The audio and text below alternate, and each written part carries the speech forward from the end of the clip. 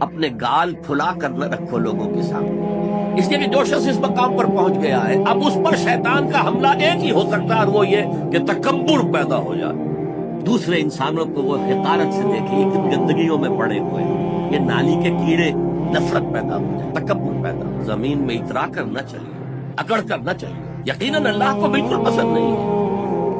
گھوڑے کی چال میں ایک تمکنت ہو، وہ تمکنت آپ اپنی چال میں اختیار کریں گے تو وہ آپ کے غرور ذہنی کا انڈیکس، اندر کا غرور ظاہر ہوگا، تو اس چال سے، گھوڑے کی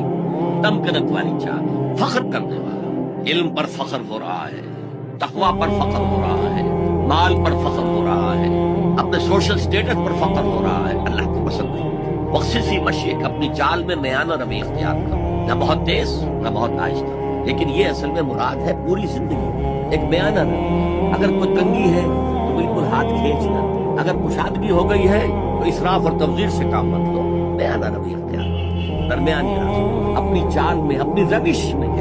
اپنی روش میں میانہ روی اختیار کرو، مغضوض بن صوتک، اور اپنی آواز کو پست رکھو۔ کسی وقت آپ کا کوئی آرگومنٹ کسی کے ساتھ ہو رہا ہے and you feel that you are losing the ground، آپ اپنی آواز بلند کر دیتے ہیں، اس کو اپنی آواز سے دبانا چاہتے ہیں، یہ نہیں، آواز کا بلند ہونا کوئی آواز کا حسن نہیں ہے، اگر ایسا ہوتا تو گدھے کی آواز بہت بلند ہوتی ہے لیکن کسی کو پسند آتی ہے۔